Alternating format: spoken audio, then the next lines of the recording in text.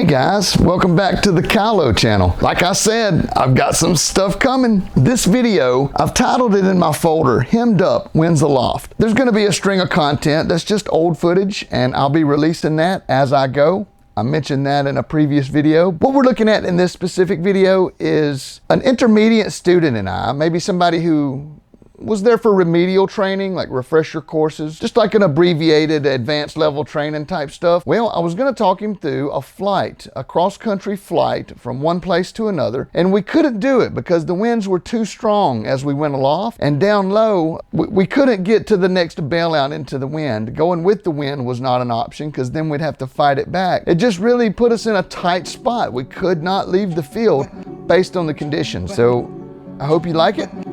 What's up, everybody? Enjoy the video.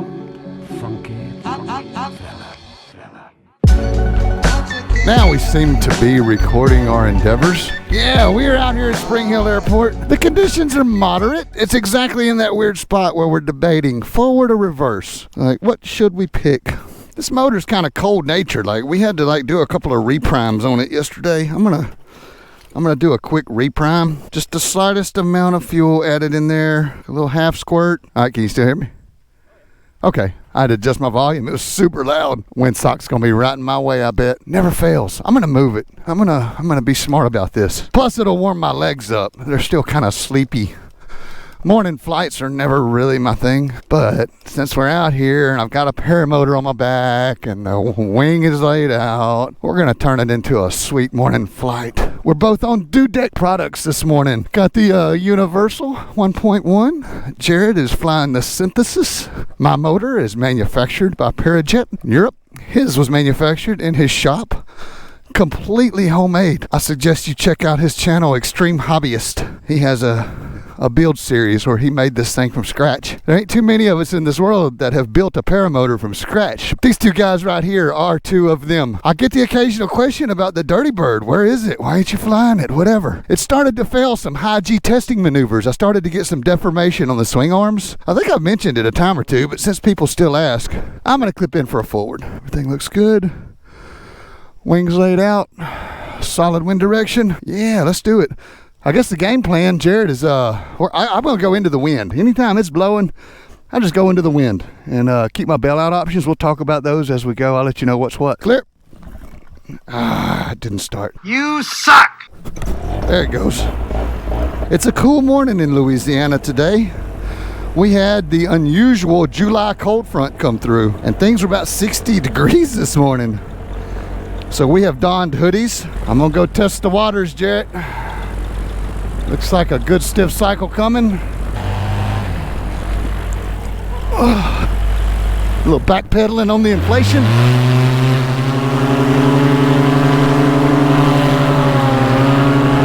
And rocket into there we go. Yeah, I got jerked back pretty hard on the inflation, so if you're gonna do a forward, be ready to backpedal a few steps. Good launch, man, good launch. Yeah, just like I thought. It's strong winds aloft, barely any penetration at all, bumpy down low. So when we have these strong wind conditions like this, you want to keep your bailouts behind you because you're going to be turning downwind to get set up. If you got something picked in front of you, it's oftentimes hard to make it because of the winds. So I like to make sure I know what I just went over. Yeah, I hear you fine. How about me? Oh, these Cenas are pretty cool. This is only the second time I've ever used the intercom function. So the winds are pretty strong going into the wind. We're not making much progress getting to the next bailout. Because of the strength of the wind, we don't want to take the bridges because of the direction. So that next field way over there to the east is our next option. It's going to be hard to get to it until we get way up over it. So what I'm thinking is maybe go crosswind. What I like to do is sort of check it. So first thing I'm going to do is turn to the east and see how well I'm penetrating doing crosswind. Yeah, it's going to be pretty strong either which way. Boy, the progress we're making, yo.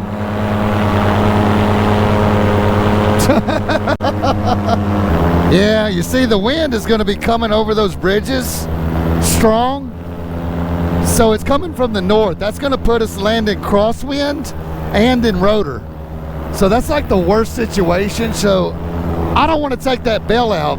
Going much higher and the wind will be so strong that we can't get to the next field over there. So I'm inclined to just sort of hang out here. Yeah, man, good decisions. That's what makes it work. So I wonder what it's like going straight north. Let me feel this out for a second.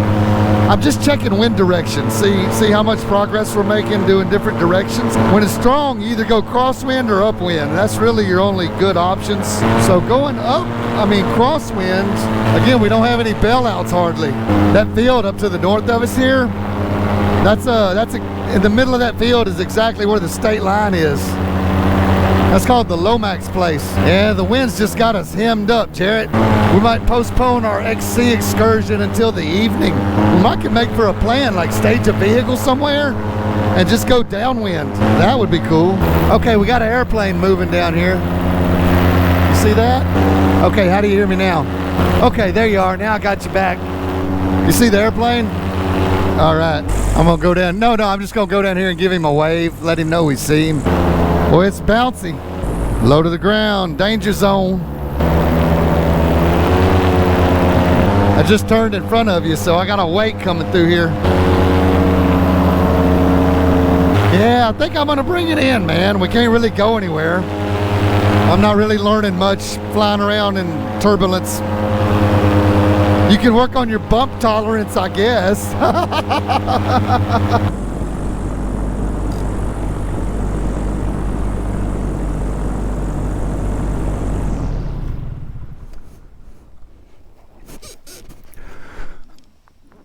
Yeah, looks like a pretty smooth wind down here. Nothing too weird yet.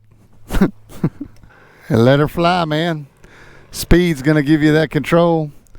Flare should be nice and authoritative.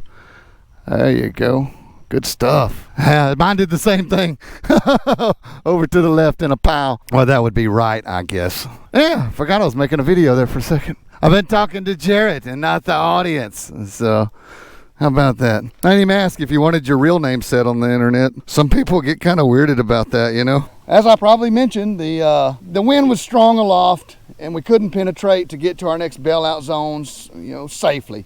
If we get high enough that we could make it there, then we're probably flying backwards. So it kind of had us hemmed up. Crosswind, there was really nothing to go. Crosswind is exactly to the northwest or to the southeast, and both of those are just riddled with tree forest, pine forest and swampland. So going downwind wasn't an option because then we can't penetrate to get back. So we just decided to call the abort, come put it in, and we'll renegotiate this evening. We might do something like set up some vehicles downwind and then do just a downwind run, like make a cross country, maybe Magnolia to here or something. That might be pretty cool. I don't know. We'll see what's going on with the students and everything and what's going on this evening, but I do have some work to do with some other students. We may get somebody to chase us down. We'll feel it out as usual. So we'll just call that one what it is, guys.